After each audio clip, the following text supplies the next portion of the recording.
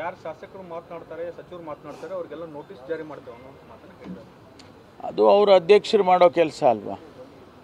ಅಧ್ಯಕ್ಷರು ಯಾವುದನ್ನು ಯಾರು ಪಕ್ಷದಲ್ಲಿ ಕಾರ್ಯಕರ್ತರಿರ್ಬೋದು, ಶಾಸಕರಿರ್ಬೋದು, ಸಚಿವರು ಇರ್ಬೋದು, ಪಕ್ಷದ ಚೌಕಟ್ಟಿನಲ್ಲಿ ಕೆಲಸ ಮಾಡಿ ಅಂತ ಹೇಳುವಂಥದ್ದನ್ನು ಹೇಳಿದ್ದಾರೆ ಅಂತ ನಾನು ಅರ್ಥೈಸ್ಕೊಳ್ತೇನೆ. ಅದರಿಂದ ಅವರು ಯಾವುದನ್ನು ಅವ್ರ ದೃಷ್ಟಿಯಲ್ಲಿ ಅಥವಾ ಪಕ್ಷದ ದೃಷ್ಟಿಯಲ್ಲಿ ಸರಿ ಇಲ್ಲ ಅನ್ನೋದಿದ್ರೆ ಅದು ಮಾಡ್ತಾರೆ.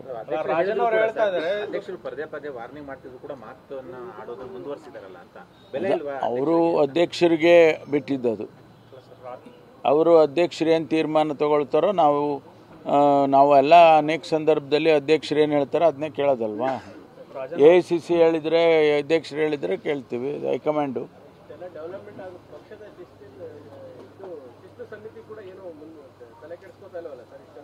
ಇಲ್ಲ, ಒಂದು ತಿಳ್ಕೊಳ್ಳಿ, ಯಾವ ಶಿಸ್ತು ಉಲ್ಲಂಘನೆ ಆಗಿದೆ ಅನ್ನೋದನ್ನು ಸ್ಪಷ್ಟವಾಗಿ ಆ ವ್ಯಕ್ತಿಯನ್ನು ಕರೆದು ಹೇಳಬೇಕಾಗುತ್ತೆ.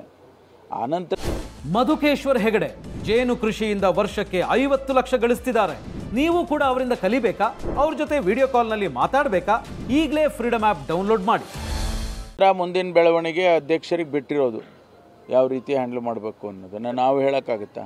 ನಿನ್ನೆ 3 ಅವರು ಯಾರು ಶಾಸಕರು ಮಾತನಾಡ್ತಾರೆ ಸಚಿವರು ಮಾತನಾಡ್ತಾರೆ ಅವರಿಗೆಲ್ಲ ನೋಟಿಸ್ ಜಾರಿ ಮಾಡ್ತೇವೆ ಅನ್ನೋ ಮಾತನ್ನು ಹೇಳಿದ್ದಾರೆ.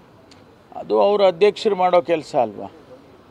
ಅಧ್ಯಕ್ಷರು ಯಾವುದನ್ನು ಯಾರು ಪಕ್ಷದಲ್ಲಿ ಕಾರ್ಯಕರ್ತರಿರ್ಬೋದು, ಶಾಸಕರಿರ್ಬೋದು, ಸಚಿವರು ಇರ್ಬೋದು, ಪಕ್ಷದ ಚೌಕಟ್ಟಿನಲ್ಲಿ ಕೆಲಸ ಮಾಡಿ ಅಂತ ಹೇಳುವಂಥದ್ದನ್ನು ಹೇಳಿದ್ದಾರೆ ಅಂತ ನಾನು ಅರ್ಥೈಸ್ಕೊಳ್ತೇನೆ. ಅದರಿಂದ ಅವರು ಯಾವುದನ್ನು ಅವ್ರ ದೃಷ್ಟಿಯಲ್ಲಿ ಅಥವಾ ಪಕ್ಷದ ದೃಷ್ಟಿಯಲ್ಲಿ ಸರಿ ಇಲ್ಲ ಅನ್ನೋದಿದ್ರೆ ಅದು ಮಾಡ್ತಾರೆ.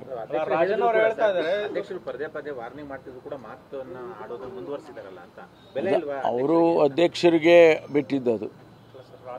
ಅವರು ಅಧ್ಯಕ್ಷರು ಏನು ತೀರ್ಮಾನ ತಗೊಳ್ತಾರೋ ನಾವು ಎಲ್ಲ ಅನೇಕ ಸಂದರ್ಭದಲ್ಲಿ ಅಧ್ಯಕ್ಷರು ಏನು ಹೇಳ್ತಾರೋ ಅದನ್ನೇ ಕೇಳೋದಲ್ವಾ. AICC ಹೇಳಿದರೆ, ಅಧ್ಯಕ್ಷರು ಹೇಳಿದರೆ ಕೇಳ್ತೀವಿ. ಹೈಕಮಾಂಡು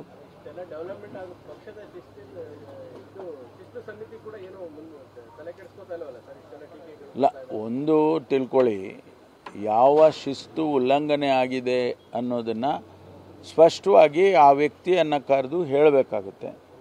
ಆನಂತರ ಮುಂದಿನ ಬೆಳವಣಿಗೆ ಅಧ್ಯಕ್ಷರಿಗೆ ಬಿಟ್ಟಿರೋದು, ಯಾವ ರೀತಿ ಹ್ಯಾಂಡಲ್ ಮಾಡಬೇಕು ಅನ್ನೋದನ್ನು ನಾವು ಹೇಳೋಕ್ಕಾಗುತ್ತಾ? ನಿನ್ನೆ 3